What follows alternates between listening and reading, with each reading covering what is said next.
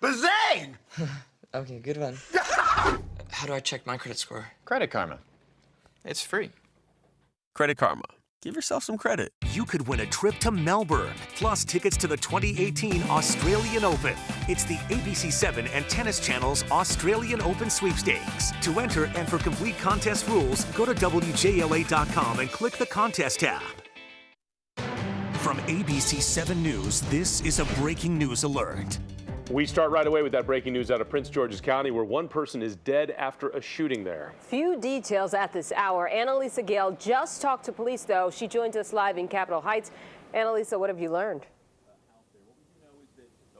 Jonathan and Michelle, we just learned that one man was shot to death inside a house here on Byers Street. Right now, detectives are surrounding that house. The man was pronounced dead at the hospital. This shooting happening around 8:45 at this time. Detectives say no others were injured at this time. They do not have a suspect, and no arrests have been made in connection to this homicide investigation that is ongoing. But at this hour, detectives say that victim has not been identified. All they are saying is that he is an adult male. We'll have much more as soon as the information becomes available. Live in Capitol Heights, Annalisa Gale, ABC7 News. Lisa, thanks. And happening right now, a story that's getting traction all over the world. Sanctions against Russia from President Obama, and that includes ordering dozens of people who work at the Russian embassy in the district out of the country and denying Russians access to a compound on Maryland's eastern shore. All of this is in response to intelligence that shows Russians hacked into American servers and tried to influence the 2016 presidential election. Tim Barber is live in Northwest Washington tonight. Tim? That Maryland compound is going to be blocked off tomorrow. Here in D.C., the diplomats have just 3 days to leave the country.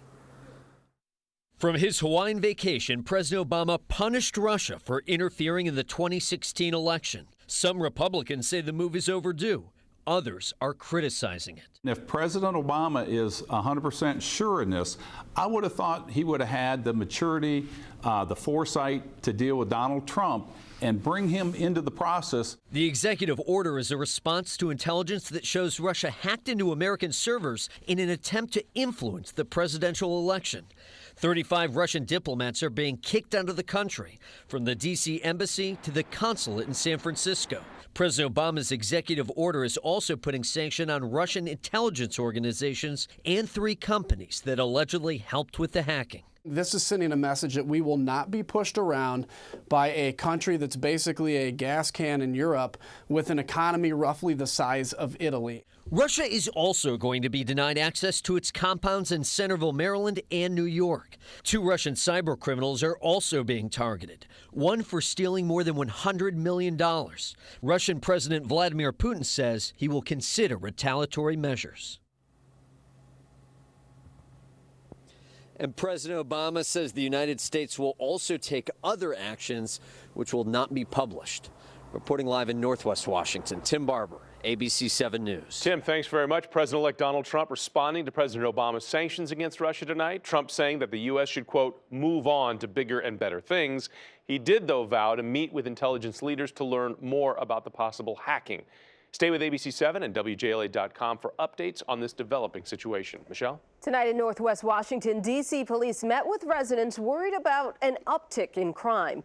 At least 2 shootings since Saturday have the neighborhood on edge. No one was hurt, but a car was damaged, and what police believe was a road rage incident.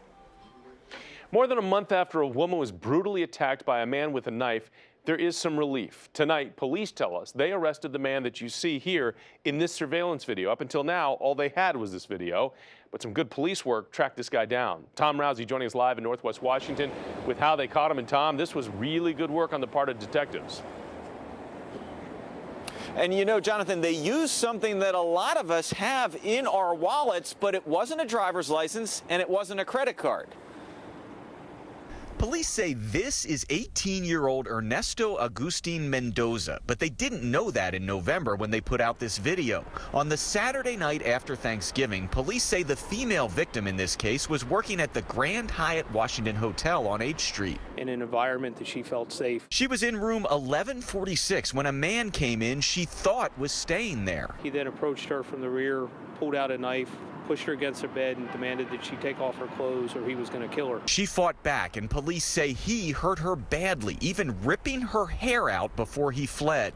Police soon found this surveillance video, and by working with Metro Transit Police, they found out something else. He had been using a specific Metro Transit card. They say they have been tracking that Metro card over the last 30 days, and on Monday, they hit pay dirt.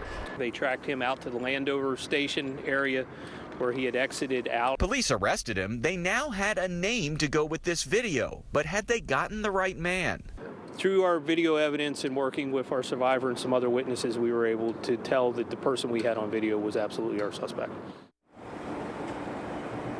Now tonight, Agustin Mendoza is charged with assault with intent to commit first-degree sexual